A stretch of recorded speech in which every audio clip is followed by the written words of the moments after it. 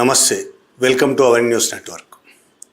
దేశంలో ఓటు చోరీ ఏ విధంగా జరుగుతుందో చాలా కాలంగా అటు రాహుల్ గాంధీ, ప్రతిపక్ష నాయకుడు రాహుల్ గాంధీ వివరంగా ప్రెస్ మీట్లు పెట్టి మరీ చెప్తున్నాడు.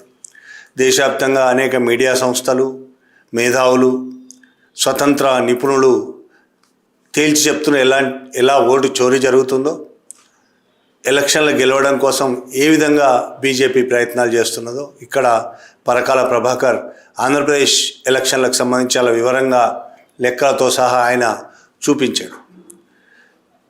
ఇప్పటికీ అది ఇంత ప్రచారం జరుగుతున్నా, ఇంతమంది ప్రశ్నలు గుప్పిస్తున్నా ఇప్పటికీ అదే పద్ధతి బీజేపీ కొనసాగిస్తున్నది. బీజేపీ నాయకత్వంలో పనిచేస్తున్న బీజేపీ అనుబంధ సంఘమైన ఎన్నికల కమిషన్ కూడా అదే పనిచేస్తున్నది. ఇప్పుడు 5 రాష్ట్రాల ఎన్నికలు జరుగుతున్నాయి. 5 రాష్ట్రాల ఎన్నికల్లో కూడా దాదాపు అదే పద్ధతి బీజేపీ అనుసరిస్తుంది అనడానికి చాలా ఉదాహరణలు కనబడుతున్నాయి. మొన్నటికి మొన్న ఎన్నికలు జరిగిన బీహార్లో దాదాపు 60 నుంచి 70 లక్షల ఓటర్లను తొలగించేసి ఆ ఓటర్లందరూ దాదాపు ప్రతిపక్షాలకు ఓట్లేసేవాళ్ళు తొలగించి బీహార్లో జేడీయూ బీజేపీ కూటమి గెలిచింది. ఇప్పుడు అదే పని మిగతా ఎన్నికలు జరుగుతున్న 5 రాష్ట్రాల్లో కూడా అదే పరిస్థితి కొనసాగుతుంది, అదే పని చేయబోతోంది. బెంగాల్లో ఆ పని స్టార్ట్ చేసింది. బెంగాల్లో చాలా ఉదాహరణలు వస్తున్నాయి మనకి కళ్ళ ముందు. బెంగాల్లో హైకోర్టు మాజీ న్యాయమూర్తి షహీదుల్లా మున్షి, ఇతని కేసు 2-3 రోజులుగా నేషనల్ మీడియాలో, వెబ్సైట్స్లో, పత్రికల్లో వస్తున్నది, యూట్యూబ్ ఛానల్స్లో వస్తున్నది. అతను బహిరంగంగా మాట్లాడాడు. అతన్ని అన్ని డాక్యుమెంట్స్, పాస్పోర్ట్తో సహా ప్రతి డాక్యుమెంట్ ప్రవేశపెట్టినప్పటికీ, ఎస్ఐఆర్ ముందు ప్రవేశపెట్టినప్పటికీ అధికారుల ముందు అతని ఓటు తీశారు. అతని భార్యది, అతని కొడుకుది ఇంకా పరిశీలనలో ఉన్నది. వాళ్ళది ఏం చేస్తారో కూడా తెలియదు. దాని మీద చాలా పెద్ద ఎత్తున గొడవంతో దేశవ్యాప్తంగా ప్రచారం అవ్వడంతో ఒక్క రోజులోనే వెంటనే అధికారులు ఆయన పేరుని, ఆయన కుటుంబం పేరుని చేర్చేశారు. ఆయన పేరుని చేర్చారు. మిగతా 2 భార్య కొడుకు పేర్లు కూడా పరిశీలనలో ఉంది, అది చేరుస్తారు. ఆయన ఒక హైకోర్టు మాజీ న్యాయమూర్తి కాబట్టి అది జరిగింది. హైకోర్టు మాజీ న్యాయమూర్తి అయినా సరే ఎందుకు తీశారు అంటే అతని పేరు షహీదుల్లా మున్షి కాబట్టి, అంటే అతను ముస్లిం కాబట్టి అతను హైకోర్టు ప్రధాన న్యాయమూర్తి, అంతకుముందు హైకోర్టు న్యాయమూర్తిగా పనిచేశాడనే విషయం ఓటర్ లిస్టులో నుంచి ఓటర్లను డిలీట్ చేసే వాళ్ళకు తెలియదు కాబట్టి, ఆయన అది చెప్పుకోలేదు కాబట్టి, ఆయన ప్రవేశపెట్టిన డాక్యుమెంట్లో ఎక్కడ అది లేదు కాబట్టి వాళ్ళకి తెలియలేదు, అందుకే తీసిపడేశారు. ముస్లిం పేరు ఉంది కాబట్టి తీసిపడేశారు. ముస్లిం పేరుని ఎందుకు తీసేస్తున్నారు? బీజేపీకి ఆ ఓట్లు పడవు, ప్రతిపక్షాలకు పడతాయి, వేరే పక్షాలకు పడతాయి కాబట్టి ఆ ఓట్లు తీశారు. ఈయన పేరు కూడా షహీదుల్లా మున్షి పేరు కూడా తీశారు. ఆయనది ఇప్పుడు మళ్ళీ చేర్చారు. ఇట్లా ఓట్లు తీసేయడము అనేది ఒక్క ఈ షహీదుల్లా మున్షికి సంబంధించిన కేసే కాదు. బెంగాల్లోనే ఇంతకుముందు బీహార్లో, రాజస్థాన్లో, కర్ణాటకలో ఇట్లా చాలా రాష్ట్రాల్లో ఉదాహరణలతో సహా రాహుల్ గాంధీ చాలా వివరంగా ప్రెస్ మీట్లో బహిర్గతపరిచాడు. ఇప్పుడు ఈ విధంగానే పశ్చిమ బెంగాల్లో ఇంకొక ఉదాహరణ మనం చెప్పుకుందాం. పశ్చిమ బెంగాల్లో బసీర్హాట్ నార్త్ అసెంబ్లీ నియోజకవర్గంలో బూత్ నెంబర్ 5లో 340 మంది ముస్లిం ఓటర్లు ఉన్నారు. 340 మంది. ఆ 5th బూత్లో 340 మంది ముస్లిం ఓటర్లు ఉంటే ఆ 340 మంది ఓటర్లను తీసిపడేశారు. 100% టోటల్ ఉన్న ఎంతమంది ఉంటే అంతమంది తీసిపడేశారు. అట్లా మొత్తం బెంగాల్లో ఇప్పుడు దాదాపు 63 లక్షల మంది ఓటర్లను డిలీట్ చేసి పడేశారు. అంటే అందులో ఇంకొన్ని పరిశీలనలో ఉన్నాయని చెప్తున్నారు, కానీ మొత్తానికి పరిశీలనలో ఉన్నాయి కూడా రేపప్పుడు డిలీట్ అవుతాయి. మొత్తం 63 లక్షలు డిలీట్ అయిన విషయము మనం చెప్పడమే కాదు, బీజేపీ బెంగాల్ నేత సువేందు అధికారి బహిరంగంగా ప్రకటించింది ఏంటంటే, మేము 79 లక్షల మంది పేర్లను ఓటర్ లిస్ట్ నుంచి తొలగించాం. 79 లక్షలు. మనం ఇంకా 63 లక్షలే అంటున్నాం. బీజేపీ నాయకుడు సువేంద్ర అధికారి చెప్పింది 79 లక్షలు. అది ఆయన ఫేక్ ఓట్లు అంటున్నాడు. 79 లక్షల మందిని తొలగించాం. ఇందులో ఈ 79 లక్షల్లో 90% టీఎంసీకి పడే ఓట్లే, అది కూడా చెప్పిండు బహిరంగంగా ఆయన. 90% టీఎంసీకి పడే ఓట్లే. ఇప్పుడు ఈ ఓట్లను మొత్తం తొలగించిన తర్వాత మేము 177 సీట్లు గెలవబోతున్నామని సువేంద్ర అధికారి ప్రకటించాడు బహిరంగంగా. అంటే అక్కడ ఏ విధంగా జరుగుతుందో మనం అర్థం చేసుకోవచ్చు. ఈ 340 ఓట్లను మొత్తం ఆ నియోజకవర్గంలో ఆ బూత్లో ఉన్న 992 ఓట్లు, అందులో 340 ముస్లిం ఓట్లు. మొన్న మార్చి 23వ తేదీన విడుదల చేసిన సప్లిమెంటరీ లిస్ట్ పరిశీలన తర్వాత లిస్టు విడుదల చేస్తారు. సప్లిమెంటరీ లిస్టులో అది లాస్ట్ లిస్ట్ కాకపోతే ఇంకా లిస్టులు విడుదల అవుతూనే ఉంటాయి. ఆ లిస్టులో 340 మంది పేర్లు డిలీటెడ్ దాంట్లో వచ్చినాయి. ఇందులో ఇంకా ఆశ్చర్యం ఏంటంటే ఈ ఓటర్ లిస్టుల్లో తొలగించడము, యాడ్ చేయడము చేసే అధికారం ఉన్న బూత్ లెవెల్ ఆఫీసర్లు ఉంటారు, ప్రభుత్వ అధికారులు. బూత్ లెవెల్ ఆఫీసర్ ఒక అతను పేరు మహమ్మద్ షఫీ ఉల్ ఆలం. అతను అదే నియోజకవర్గంలో ఉండే మనిషి. అతని పేరు కూడా లేదు. బిఎల్ఓ పేరు, బూత్ లెవెల్ ఆఫీసర్ పేరు కూడా ఓటర్ లిస్ట్ నుంచి డిలీట్ అయింది. ఇప్పుడు ఓటర్ లిస్ట్ నుంచి డిలీట్ అయిన వాళ్ళందరూ ట్రిబ్యునల్కి వెళ్ళాల్సి ఉంటుంది. ట్రిబ్యునల్కి వెళ్తే ఏం జరుగుతుంది ఏంది తర్వాత అది మాట్లాడుకుందాం. ఇప్పుడు మనం చెప్పిన బషీర్హట్ నార్త్ అసెంబ్లీ నియోజకవర్గంలో ఒక బూత్ గురించి మాట్లాడినా, అట్లే సూతి బ్లాక్లో ఒక బూత్లో 500 మంది పేర్లు తీసేశారు. ముర్షిదాబాద్లో ఈ విధంగానే జరిగింది. భవానీపూర్ మమతా బెనర్జీ నిలబడుతున్న నియోజకవర్గంలో 2,16,000 మంది ఓటర్లను తీశారు. అందులో ముస్లిం ఓటర్లు ఉన్నారు, హిందూ ఓటర్లు కూడా ఉన్నారు, ఇతర మతాల వాళ్ళు కూడా ఉన్నారు. వాళ్ళందరూ టీఎంసీకి ఓట్లేస్తారనే అనుమానం ఉన్నవాళ్ళు, అంతకుముందు టీఎంసీకే ఓట్లేసిన వాళ్ళు. 2,16,000 మంది ఓటర్లను డిలీట్ చేశారు. ఇది బెంగాల్లో ఇప్పుడు జరుగుతున్న కథ. గతంలో అన్ని రాష్ట్రాల్లో ఇదే జరిగింది. బీహార్లో జరిగింది, అనేక రాష్ట్రాల్లో మనం బహిరంగ పేపర్లలో చూసాము, టీవీ ఛానళ్ళలో విన్నాము, కాంగ్రెస్ వాళ్ళు చెప్పింది విన్నాము, ప్రతిపక్షాలు ఇతర ప్రతిపక్షాలు చెప్పింది. ప్రజలు తమ ఓట్లను ఎలా డిలీట్ చేశారో బోరును విలపిస్తుంటే కూడా మనం చూసాము. దీని మీద టీఎంసీ చాలా సీరియస్ ఆరోపణలు చేస్తున్నది. ఇది కావాలని టీఎంసీని ఓడించడానికి టీఎంసీ ఓట్లను మాత్రమే తీసేస్తున్నారనే ఆరోపణలు చేస్తున్నది. ఈ ఓట్ల డిలీట్ కాలంలో దాదాపు 40 మంది చనిపోయారు. అందులో హార్ట్ అటాక్లో చనిపోయిన వాళ్ళు ఉన్నారు, సూసైడ్ చేసుకొని చనిపోయిన వాళ్ళు ఉన్నారు. ఇట్లా 40 మంది ఓట్లు డిలీట్ చేయడం వల్ల చనిపోయారు అనేది టీఎంసీ ఆరోపిస్తున్నారు. అందులో నిజాలు బయటపడాల్సి ఉంది. నిజంగానే 40 మంది ఓట్ల లిస్టులో లేరు. ప్రస్తుతం చనిపోయిన 40 మంది ఓటర్ల లిస్టులో లేరు. కానీ చనిపోయిన కారణం అదే, ఓటర్ లిస్టులో తీసేయడం వల్ల కొంతమంది గుండెపోటుతో చనిపోయారు, కొంతమంది ఆత్మహత్య చేసుకొని చనిపోయారు అని టీఎంసీ ఆరోపిస్తున్నది. ఈ మొత్తం ఆరోపణల నేపథ్యంలో చాలా రోజుల క్రితమే ఈ విధంగా ఎస్ఐఆర్ పేరుతో ఓటర్ని డిలీట్ చేస్తుంటే మమతా బెనర్జీ సుప్రీంకోర్టుకి వెళ్ళింది. సుప్రీంకోర్టు ఇచ్చిన తీర్పు ఏంటంటే ఓటర్లు ఎవరెవరినైతే డిలీట్ చేశారో వాళ్ళందరూ ట్రిబ్యునల్కి వెళ్ళే అవకాశం ఇస్తూ 19 ట్రిబ్యునల్ని ఏర్పాటు చేయాలని ఎన్నికల కమిషన్ని ఆదేశించింది. ఎన్నికల కమిషన్ ఈ సుప్రీంకోర్టు ఆదేశాల మేరకు 19 ట్రిబ్యునల్స్ని ఎన్నికల కమిషన్ ఏర్పాటు చేసింది. మొత్తం 23 జిల్లాలు ప్లస్ కలకత్తా కలిపి 19 ట్రిబ్యునల్స్. ఆ ట్రిబ్యునల్స్ని ఒక్కో ట్రిబ్యునల్ ఒక 2 జిల్లాలు కలిసి ఉండొచ్చు, వేరువేరుగా ఉండొచ్చు. వాటిని హైకోర్టు జడ్జిలు, సీనియర్ అధికారులు దాన్ని లీడ్ చేస్తారు. ఆ ట్రిబ్యునల్ ముందుకు డిలీట్ అయిన వాళ్ళు తమ కేసును తీసుకెళ్ళొచ్చు. తమ దగ్గర ఉన్న డాక్యుమెంట్స్ మొత్తం ఆ ట్రిబ్యునల్ ముందు ఉంచాలి. ఆ ట్రిబ్యునల్ మళ్ళీ తీర్పు ఇస్తుంది. ఈ మొదటి సప్లిమెంటరీ లిస్టు మొన్న మార్చి 23న సప్లిమెంటరీ లిస్ట్ వచ్చింది. అంటే లిస్ట్ వచ్చిన తర్వాతనే అందులో డిలీట్ అయిన వాళ్ళు ఇప్పుడు ట్రిబ్యునల్కి వెళ్ళాలి. ట్రిబ్యునల్ ఏర్పాటైంది. సుప్రీంకోర్టు తీర్పు ఇచ్చిన తర్వాత ట్రిబ్యునల్ ఏర్పాటు ఎప్పుడు మొదలుపెట్టారు? మార్చ్ 20వ తారీఖున నోటిఫికేషన్ జారీ చేసింది ఎన్నికల కమిషన్. మార్చ్ 20న నోటిఫికేషన్ జారీ చేస్తే ఇప్పటి వరకు, ఇవాళ 28వ తారీఖు, ఇప్పటి వరకు అన్ని 19 ట్రిబ్యునల్కు, అప్పీల్ ట్రిబ్యునల్స్కి పూర్తిగా భవనాలు లేవు, ఇన్ఫ్రాస్ట్రక్చర్ లేదు, ఏది లేదు, ఇప్పటికీ పూర్తిగా లేదు. అంటే ట్రిబ్యునల్ ఇప్పటికీ పని మొదలు పెట్టలేదు. 28వ తారీఖు వాళ్ళ పని మొదలు పెట్టలేదు. 23వ తారీఖు లిస్ట్ వచ్చింది. ఫస్ట్ లిస్ట్, అది సప్లిమెంటరీ లిస్టు. తర్వాత ఇంకా లిస్టులు రావచ్చేమో. 23వ తారీఖున లిస్ట్ వచ్చింది. ఇవాళకి ట్రిబ్యునల్స్ పని మొదలుపెట్టలేదు. ఈ లిస్టులో ఓట్లు డిలీట్ అయిన వాళ్ళు ట్రిబ్యునల్కి ఎప్పుడు వెళ్ళాలి? ఒకవేళ ఇప్పుడు వెంటనే వెళ్ళినా, 23 తర్వాత లిస్ట్ వచ్చింది కాబట్టి 23 నుంచి ఈలోపు వెళ్ళినా ఇప్పటివరకు పని మొదలు పెట్టలేదు కాబట్టి ఎప్పుడు పని మొదలు పెట్టాలి? ట్రిబ్యునల్ 28కి కూడా పని మొదలు పెట్టలేదు. కానీ ఎప్పుడు మొదలు పెట్టాలి మరి? రేపో ఎల్లుండో పని మొదలు పెడతారు. అంటే ఏప్రిల్ 1వ తారీఖు 2వ తారీఖు పని మొదలు పెడతారు.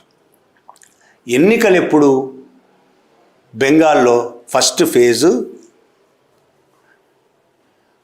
Phase nomination last date April 6వ తేదీ. అంటే ఈ ట్రిబ్యునల్ ఈ రోజుకు కాలేదు కాబట్టి రేపటి నుంచో ఎల్లుండి నుంచో పని మొదలుపెట్టిన ట్రిబ్యునల్లో వీటిని పరిశీలించే టైం ఎంత ఉంటుంది? ఫేజ్ 1లో ఏప్రిల్ 6 లోపే మొత్తం ట్రిబ్యునల్ పరిశీలించాలి. ఓటర్ లిస్టులో డిలీట్ అవ్వడం అనేది కరెక్టా కాదా తేల్చాలి. వాళ్ళ డాక్యుమెంట్స్ అన్ని పరిశీలించాలి. ఆ తర్వాత ఫైనల్గా ట్రిబ్యునల్ తీర్పు ఇవ్వాలి. ఎన్ని రోజుల్లో జరుగుతుంది ఇది? మొత్తం డిలీట్ అయిన వాళ్ళు 63 లక్షల చిల్లర. 63 లక్షల చిల్లర మందిని ఈ 5-6 రోజుల్లోపు. సెకండ్ ఫేజ్ ఎప్పుడు స్టార్ట్ అవుతుంది? ఫేజ్ 2 ఏప్రిల్ 9న నామినేషన్ వేయడానికి లాస్ట్ డేటు. ఏప్రిల్ 23, 29న పోలింగ్ అవుతుంది. అంటే ఏప్రిల్ 9 కల్లా సెకండ్ ఫేజు, ఏప్రిల్ 6 కల్లా ఫస్ట్ ఫేజులో ఉన్న డిలీట్ అయిన ఓటర్లందరూ ఏప్రిల్ 6 కల్లా ఫైనల్ కావాలి. సెకండ్ ఫేజ్లో ఉన్న ఓటర్లందరూ ఏప్రిల్ 9 కల్లా ఫైనల్ కావాలి. ఇది సాధ్యమేనా? 5 రోజుల్లో 9 రోజుల్లో 63 లక్షల మంది ఫస్ట్ ఫేజ్ సెకండ్ ఫేజ్లో మొత్తం పాల్గొనే ఓటర్లు 7 కోట్ల మంది అయితే అందులో 63 లక్షల మంది ఓటర్లు డిలీట్ అయినారు. కాబట్టి ఈ 63 లక్షల మంది ఈ అప్పీలేట్ ట్రిబ్యునల్లో ఫైనల్ కావాల్సి ఉన్నది. ఈ 63 లక్షల కేసులను 19 అప్పీలేట్ ట్రిబ్యునల్స్ ఈ వారం రోజుల్లో మొత్తం డాక్యుమెంట్స్ పరిశీలించి తీర్పు ఇవ్వగలుగుతాయా? ఇది అసలు సమస్య. తీర్పు ఇవ్వలేవనే విషయం ప్రభుత్వానికి తెలుసు. ఇది సాధ్యం కాదనే విషయం ప్రభుత్వానికి తెలుసు, అధికారులకు తెలుసు. సుప్రీంకోర్టు తీర్పు ఇచ్చింది కాబట్టి అప్పీలేట్ ట్రిబ్యునల్స్ ఏర్పాటు చేసింది. ఎన్నికల కమిషన్ ఆర్డర్స్ ఇచ్చింది, ట్రిబ్యునల్స్ ఏర్పాటు చేసి 20వ తారీఖు నోటిఫికేషన్ ఇచ్చింది. నోటిఫికేషన్ ఇచ్చిన తర్వాత ఈ రోజు వరకు పూర్తిగా ఆ పని మొదలు కాలేదు. మొదలు కాకపోవడానికి భవనాలు లేవు, ఇన్ఫ్రాస్ట్రక్చర్ లేవు, రకరకాల కారణాలు. ఆఫీస్ స్పేస్ కూడా కొన్ని చోట్ల స్పేస్ లేదు. అంటే స్పేస్ అంటే కూర్చోవడానికి కనీసం టేబుల్ కుర్చీలు కూడా లేవు. ఆ పరిస్థితి ఈ రోజుకి ఉంటే, ఈరోజు 28వ తారీఖు కూడా ఉంటే, ఈ వారం 10 రోజుల్లో ఈ కేసులన్నీ తేలుతాయా? 63 లక్షల కేసులు తేలుతాయా? 63 లక్షల్లో కనీసం 40-50 లక్షలు డాక్యుమెంట్లు ఉన్నాయని చెప్తున్నారు. వాళ్ళే బయటకు వచ్చి చెప్తున్నారు. ఇప్పుడు మనం న్యాయమూర్తిని చూసాం, మాజీ ఎక్స్ న్యాయమూర్తిది. ఆయన దగ్గర అన్ని డాక్యుమెంట్స్ ఉన్నాయి, పాస్పోర్ట్తో సహా. డాక్యుమెంట్స్ ఉంటేనే పీక్ పడేశారు. ఆయన ఆ డాక్యుమెంట్ను సబ్మిట్ చేశాడు. సబ్మిట్ చేసిన తర్వాత ఆయన తీసి పడేశారు ఆయనది. తర్వాత అన్ని పేపర్లలో మీడియాలో విపరీతంగా ప్రచారం కావడంతో చచ్చినట్టు మళ్ళీ పెట్టారు. ఆయన అంటే మాజీ న్యాయమూర్తి, హైకోర్టు మాజీ న్యాయమూర్తి కాబట్టి ఆ విధంగా చేశారు. కానీ మిగతా ఈ 63 లక్షల మంది సాధారణ పౌరులు వీళ్ళ పరిస్థితి ఏంటి అంటే, ఈ 63 లక్షల మంది సువేంద్ర అధికారి చెప్పినట్టు ఆయన చెప్తున్న 79 లక్షలు వీళ్ళందరూ బీజేపీకి ఓట్లు వేయరు. ఇందులో ముస్లింలు ఉన్నారు, క్రిస్టియన్లు ఉన్నారు, హిందువులు ఉన్నారు, అన్ని మతాల వాళ్ళు ఉన్నారు. ఈ మతం ఆ మతం అని కాదు, అన్ని మతాల వాళ్ళు ఉన్నారు. వీళ్ళు బీజేపీకి ఓట్లు వేయరు. గతంలో ఎన్నడూ బీజేపీకి ఓట్లు వేయలేదు. టీఎంసీకే ఓటర్లుగా ఉన్నారు. చాలా కాలంగా టీఎంసీకే ఓట్లు వేస్తూ వస్తున్నారు. కాబట్టి వీళ్ళను ఏ కారణాలు చూపించకుండా తీసిపడేశారు. కారణాలు లేవు, సరైన డాక్యుమెంట్స్ ఉన్నా సరే తీసిపడేశారు వీళ్ళందరినీ. రేపు ట్రిబ్యునల్లో వీళ్ళు సబ్మిట్ చేసే డాక్యుమెంట్స్ సరైనవా కాదా అని తేల్చేది ట్రిబ్యునల్ తేల్చడానికి టైం కూడా లేదు. ఎలక్షన్లు అయిపోతాయి. అప్పటికి ఎలక్షన్లు అయిపోయి టీఎంసీ ఓడిపోయి బీజేపీ గెలిచిన తర్వాత వాళ్ళు ఓటర్లు అయితేంది, కాకపోతే ఏంటి? దానికోసం ఒక కుట్ర జరుగుతోంది. బీజేపీ దేశవ్యాప్తంగా ఎన్నికల కమిషన్ని, కోర్టులను తమ చేతుల్లో పెట్టుకొని ఒక పెద్ద కుట్ర చేస్తున్నది. ఎన్నటికీ ఇదే పద్ధతి కొనసాగితే దేశంలో బీజేపీ ఎన్నటికీ ఓడిపోదు.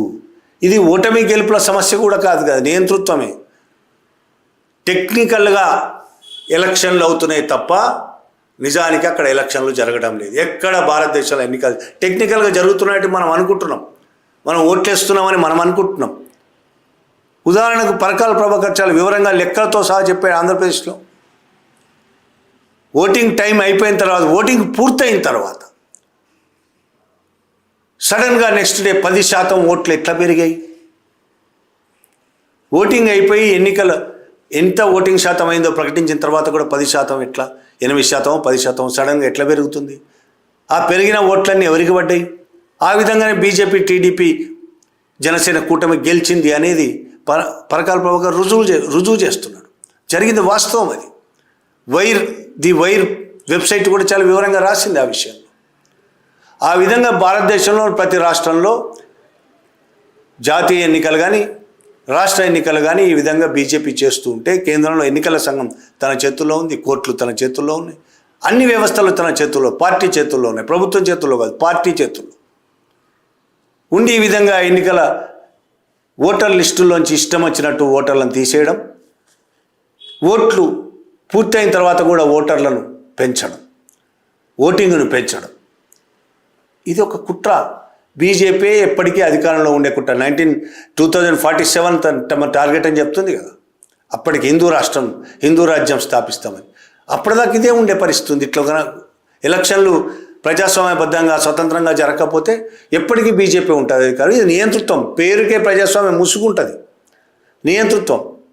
పాకిస్తాన్కు మనకు తేడా ఏం లేదు. ఇప్పుడు ఇరాన్ గురించి కథలు చెప్తుంది. ఇరాన్ నియంతృత్వ దేశంలో ఉంది, ఎలక్షన్ లేవు, ఏం లేవు. ఇది కూడా అంతే. మిలిటరీ నియంతృత్వం చాలా చోట్ల నడుస్తుంది, ఇతర నియంతృత్వాలు నడుస్తున్నాయి చాలా చోట్ల. అందులో భాగమే. అందులో ఇది కూడా ఒక రూపం, నియంతృత్వానికి మరొక రూపం ఇది. బీజేపీ ఎన్నికలు జరుగుతున్నట్టే ఉంటాయి, మనం ఓట్లు వేస్తున్నామని అనుకుంటాం, మన ఇష్ట ప్రకారమే అధికారంలోకి మన ఇష్టమైన వాళ్ళే వస్తున్నారు అనుకుంటాం. కానీ కాదు, అక్కడ జరగడం లేదు అవేమి.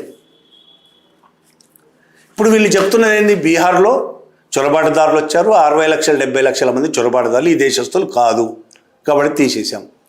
బెంగాల్లో రోహింగ్యాలు బంగ్లాదేశ్ నుంచి అండ్ రోహింగ్యాలు చొరబాటుదారులు వచ్చి, రోహింగ్యాలు అంటే మయన్మార్ నుంచి వచ్చారు, బంగ్లాదేశ్ నుంచి ముస్లింలు వచ్చారు, చొరబాటుదారులు వచ్చారు. ఎంతమంది? సువేంద్ర అధికారి చెప్తున్న దాని ప్రకారం 79 లక్షలు కావచ్చు, లేదు మనకున్న రిపోర్ట్స్ ప్రకారం 63 లక్షలు కావచ్చు. వీళ్ళందరూ చొరబాటుదారులు. వీరందరూ దేశ సరిహద్దులను దాటి వచ్చారు.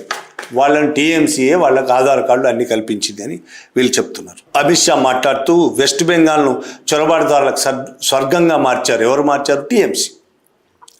ఎస్ఏఆర్లో వారి పేర్లు తొలగించబడ్డాయి. బీజేపీ అధికారంలోకి రాగానే వాళ్ళందరినీ దేశం నుంచి తరిమేస్తామని మాట్లాడాడు. అంటే ఈ 63 లక్షల మందిని దేశం నుంచి తరిమేస్తామని ఆయన చెప్తున్నాడు. 63 లక్షల మంది ఈ దేశం వాళ్ళు కాదు అనేది ఎట్లా తెలుస్తున్నాడు ఆయన?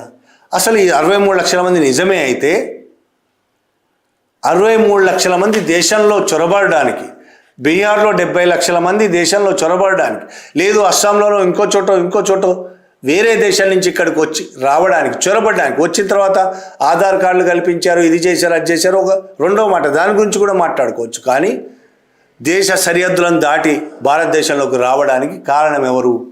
బెంగాల్లోకి రావడానికి కారణం మమతా బెనర్జీయా? బీహార్లోకి రావడానికి కారణం ఎవరు? మరి చాలా ఏళ్ళుగా మీరే ఉన్నారు కదా అధికారంలో. అస్సాంలోకి రావడానికి కారణం ఎవరు? బీజేపీయే కదా అధికారంలో ఉన్నది. అంటే రాష్ట్ర ప్రభుత్వాలు సరిహద్దులను కాపాడుతున్నాయా? అది ఎప్పటి నుంచి వచ్చింది?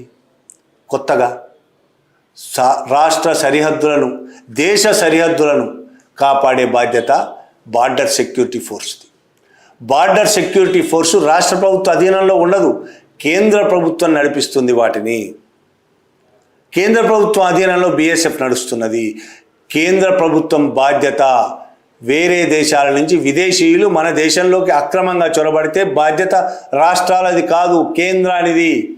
కేంద్రం బాధ్యత పక్కన పెట్టి బాధ్యతారాహిత్యంగా రాష్ట్రాల మీద దుమ్ము పోయడం అనేది అమిత్ షాకే చెల్లింది. 12 ఏళ్ళుగా అధికారంలో కేంద్రంలో ఉన్నారు కదా వీళ్ళు. ఏం చేశారు? 2014 నుంచి ఇవాళ దాకా ఇంతమంది చొరబడతారు. వాళ్ళు చెప్తున్నట్టు 63 లక్షలు 70 లక్షలు బంగ్లాదేశ్ నుంచి లేకపోతే మయన్మార్ నుంచి వచ్చి ఉంటే ఎందుకు ఆపలేకపోయారు? ఆ బలహీనత ఎవరిది? ఆ ఫెయిల్యూర్ ఎవరిది? మీ ఫెయిల్యూర్ని రాష్ట్రం మీద తోసేయడం ఎంతవరకు కరెక్ట్? రాష్ట్రంలోకి వచ్చాక వాళ్లకు ఆధార్ కార్డులు సృష్టించారు, ఓటర్ కార్డు సృష్టించారని కథలు పడుతున్నావు కదా, కథలు చెప్తున్నావు కదా. అసలు రావడానికి కారణం మీరు కదా. అంటే ఇక్కడ బార్డర్ సెక్యూరిటీ ఫోర్స్ ఫెయిల్ అయింది అని ఒప్పుకుంటున్నట్టేనా? బీఎస్ఎఫ్ ఫెయిల్ అయిందని చెప్పండి, ప్రకటించండి. మా బీఎస్ఎఫ్ ఫెయిల్ అయింది, బీఎస్ఎఫ్కు నాయకత్వం వహిస్తున్న మేము ఫెయిల్ అయినామని ప్రకటించండి. మీకు బాధ్యత లేనట్టు రాష్ట్ర ప్రభుత్వం మీద ఏడవడం ఎందుకు? రావడానికి కారణం మీరు. ఒకవేళ వచ్చుంటే, నిజంగానే వచ్చుంటే, మరి మొత్తం ముస్లింలు వచ్చారో బంగ్లాదేశ్లో? మొన్న ఈ మధ్య బంగ్లాదేశ్లో అధ్యక్షురాల్ని పారదోలారు కదా, అక్కడి నుంచి పంపించేశారు కదా, భయపడి పారిపోయి వచ్చింది. మన దేశంలోనే ఉంది ఇప్పుడు ఆమె. అప్పుడు పెద్ద ఎత్తున అల్లర్లు చెలరేగాయి. ఆ తర్వాత కూడా అల్లర్లు చెలరేగాయి. హిందువులను అనేక మందిని చంపుతున్నారని ఇక్కడ ఆర్ఎస్ఎస్ వాళ్ళు బోరుని ఏడ్చారు కదా.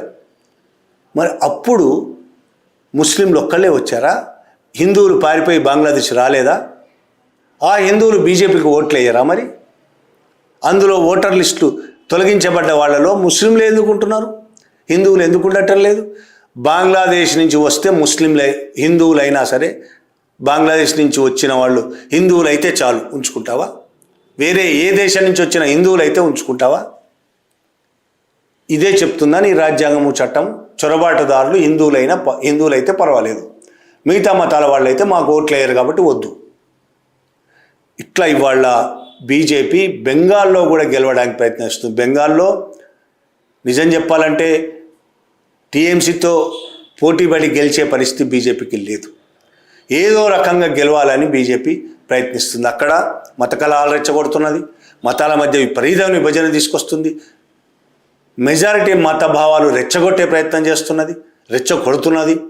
దాంతోపాటుగా టీఎంసీకో ఇంకో పార్టీకో ఓట్లేస్తారనుకునే వాళ్ళ ఓటర్లందరినీ ఓటర్ లిస్ట్ నుంచి డిలీట్ చేస్తున్నది ఎన్నికల కమిషన్ సహాయంతో. ఎన్నికల కమిషన్కి ఆ లిస్టులు ఇచ్చేది బీజేపీ, ఆర్ఎస్ఎస్ కింది లెవెల్ కార్యకర్తలు. లిస్టులు తయారు చేస్తున్నది ఆర్ఎస్ఎస్ వాళ్ళు. ప్రతి బూత్ స్థాయిలో ఎవరెవరిని తీసేయాలి, ఎవరెవరిని ఉంచాలి అనేది లిస్టు తయారు చేస్తున్నది ఆర్ఎస్ఎస్ వాళ్ళు. ఆన్లైన్లో ఎవరెవరిని తీసేయాలనేది లోడ్ చేస్తున్నది, అప్లోడ్ చేస్తున్నది. వీళ్ళ పేర్లు తీసేయాలని వాళ్ళ మీద కంప్లైంట్లు అప్లోడ్ చేస్తున్నది ఆర్ఎస్ఎస్ కార్యకర్తలు, బీజేపీ కార్యకర్తలు. బీజేపీ కార్యకర్తలకు వాళ్ళ ఎవరి పేర్లు డిలీట్ చేయమని చెప్తున్నామో కూడా తెలియదు. పైనుంచి ఆర్డర్స్ వస్తాయి, వాళ్ళు చేసేస్తున్నారు, అప్లోడ్ చేస్తున్నారు ఆన్లైన్లో. అధికారులు కూడా ఆర్ఎస్ఎస్ భావజాలంతో నిండి ఉన్నారు కాబట్టి వాళ్ళు ఇదే పని చేస్తున్నారు. ఎవరైనా బిఏలో బూత్ లెవెల్ ఆఫీసర్లు దీన్ని వ్యతిరేకిస్తే బూత్ లెవెల్ ఆఫీసర్లను అక్కడి నుంచి ట్రాన్స్ఫర్ చేసేస్తున్నారు, వాళ్ళని బెదిరిస్తున్నారు. చివరికి ఇప్పుడు ఇందాక మనం చూసినట్టు బూత్ లెవెల్ ఆఫీసర్ల పేర్లను కూడా అందులోంచి తీసిపడేస్తున్నారు ఓటర్ లిస్టులోంచి. ఇంత దుర్మార్గంగా బీజేపీ బెంగాల్లో గెలవాలని ప్రయత్నం చేస్తున్నది. 7,66,00,000 ఓట్లు మొత్తం. అందులో ఇప్పుడు 63,66,000 ఓట్లు తీసేశారు. బీజేపీ నాయకుడు సువేంద్ర అధికారి చెప్పినట్టు 79 లక్షలు కూడా కావచ్చు. తీసేసిన తర్వాత గెలుపోటములు ఇటు అటు మారడం పెద్ద కష్టమేం కాదు. 1% తీసేసిన తర్వాత 1-2% గెలుపోటములను తారుమారు చేస్తుంది. అదే జరగబోతుంది. ఇప్పుడు ఒకవైపు ఓటర్లను తీసేస్తున్నారు, రెండో వైపు ఓటర్లను మొత్తం సెంట్రల్ ఫోర్సెస్ దించారు. సెంట్రల్ ఫోర్సులు తీసుకొచ్చేసి భయభ్రాంతులకు గురి చేస్తున్నారు. బెంగాల్లో ప్రతి ఊరు ప్రతి గ్రామం పోతున్నది సెంట్రల్ ఫోర్సెస్. ప్రతి గల్లీలో పట్టణంలో ప్రతి గల్లీలో వాళ్ళ ప్రజలను భయపెట్టే విధంగా ప్రయత్నం చేస్తున్నది. సెంట్రల్ ఫోర్సెస్ ద్వారా ప్రజలను భయపెట్టి టీఎంసీకో ఇంకోళ్ళకో ఓట్లు వేసే వాళ్ళను పోలింగ్ బూత్ దాకా రాకుండా చేయడం. ఇవన్నీ జరిగిన తర్వాత కూడా ఎలక్షన్లలో మేము ఓడిపోతామేమో, ఇన్ని జరిగినా సరే టీఎంసీ గెలుస్తుందేమో అని అనుమానం ఉంటే ఆంధ్రప్రదేశ్లో చేసినట్టు ఒకేసారి ఓటింగ్ పెరిగిపోతుంది సడన్గా. అనేక లక్షల ఓట్లు బీజేపీకి పడిపోతాయి, సడన్గా పడిపోతాయి. ఎవరు ఓట్లు వేయరు కానీ పడిపోతాయి టెక్నికల్గా. ఈవీఎం మిషన్లు అలాంటివి. ఎన్నికల కమిషన్ బీజేపీకి అనుబంధ సంస్థగా మారింది కాబట్టి జ్ఞానేష్ కుమార్ బీజేపీ కార్యకర్త లేకపోతే బీజేపీ నాయకుడు. నిజం చెప్పాలంటే కొద్దిగా ముసుగేసుకున్నారు, కానీ ముసుగు తీసేస్తే ఆయన బీజేపీ కేంద్ర కార్యవర్గ సభ్యుడిగానో ఇంకేదో పోస్టులోనో కూడా ఉండాలి. ఎన్నికల కమిషనర్గా ఉంటూనే కేంద్ర బీజేపీ జాతీయ కార్యవర్గ సభ్యుడు కూడా అయ్యి ఉండాలి. ముసుగేసుకున్నారు కాబట్టి అలా ప్రజాస్వామ్యం అనే ముసుగేసుకున్నారు కాబట్టి అది చేయటం లేదు. అట్లా అన్ని వ్యవస్థలను చేతిలో పెట్టుకొని రేపు బెంగాల్లో కూడా గెలవాలని దుర్మార్గమైన ప్రయత్నం చేస్తున్నది. ఇది ప్రజాస్వామ్యాన్ని దారుణంగా దెబ్బతీయడం, హత్య చేయడం ప్రజాస్వామ్యాన్ని. భారతదేశంలో ప్రజాస్వామ్యాన్ని బీజేపీ ప్రతిరోజు హత్య చేస్తూనే ఉన్నది. ఇప్పుడు ఈ 5 రాష్ట్రాల ఎన్నికల్లో కూడా ఆ హంతకురాలు బీజేపీ అనే హంతకురాలు, ఆర్ఎస్ఎస్ అనే హంతకురాలు ప్రజాస్వామ్యాన్ని మరింత దారుణంగా హత్య చేయబోతున్నది. Thank you very much.